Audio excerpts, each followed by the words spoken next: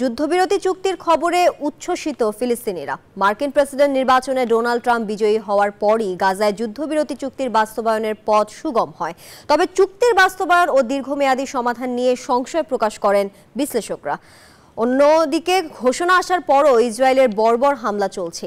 ইসরায়েলের পার্লামেন্টের চুক্তি অনুমোদনে বিলম্বের অভিযোগও উঠেছে। গাজা উপত্যকায় টানা 15 মাস ধরে নৃশংসতা চালিয়ে যাচ্ছে ইসরায়েল। অবশেষে যুদ্ধক্লান্ত গাজাবাসী বিরতির খবরে উল্লাসে মেতেছেন। তবে বন্ধ হয়নি ইসরায়েলি বাহিনীর নির্বিচার হামলা। গাজার খান ইউনুস এলাকা ও নুজাইরাত শরণার্থী শিবিরে নেতানিয়াহু সেনাদের হামলায় বেশ কয়েকজন নিহত হয়েছেন।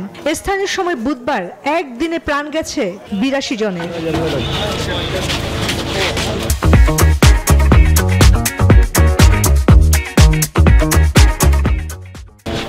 এদিকে গাজার যুদ্ধবিরতি মার্কিন রাজনীতিতে ট্রাম্পের আগমনের পথের পাথেয় হয়েছে বলে মনে করছেন অনেক বিশ্লেষক। ট্রাম্পের চাপে ক্ষমতা থেকে বিদায় নেওয়ার আগে বাইডেন এই যুদ্ধবিরতি সিদ্ধান্ত নিয়েছে বলে জানান council on American Islamic relations deputy director Edward Ahmed listen. তবে তিনি শঙ্কা প্রকাশ করে বলেন, বাস্তবে বেনিয়ামিন নেতানিয়াহু যুদ্ধবিরতি চুক্তি মেনে চলবেন কিনা তা নিয়ে সন্দেহ রয়েছে। আমার মনে হয় ইসরায়েল গাজায় যা ধ্বংসযজ্ঞ চালানোর তা এর মধ্যে চালিয়ে ফেলেছে। সব দিক মিলিয়ে সিদ্ধান্তে আসা গেছে। তবে সবচেয়ে বড় প্রশ্ন, এ চুক্তি কি আসলে বাস্তবায়ন হবে? যুক্তরাষ্ট্রের রাজনীতি পট পরিবর্তনে গাজা যুদ্ধের মোড় ঘুরিয়ে দিয়েছে বলে জানান জেরুজালেমের সাবেক মেয়র। যুদ্ধবিরতি বাস্তবায়িত হলে কিছু সময়ের স্বস্তি পাবেন গাজাবাসী।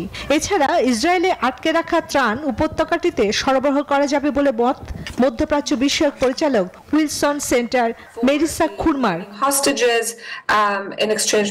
তবে গাজার যুদ্ধবিরতি ইসরায়েলের অভ্যন্তরীণ রাজনীতিতে সমস্যা তৈরি করতে পারে বলে মনে করছেন বিশ্লেষকরা। তারা জানান, একদিকে যুদ্ধবিরতির কারণে মন্ত্রিসভার অসন্তুষ্টি, অন্যদিকে যুক্তরাষ্ট্রের সঙ্গে মানিয়ে চলার মতো উভয়মুখী চাপে পড়তে পারেন নেতানিয়াহু। চন্দ্রানী চন্দ্রা, নিউজ 24।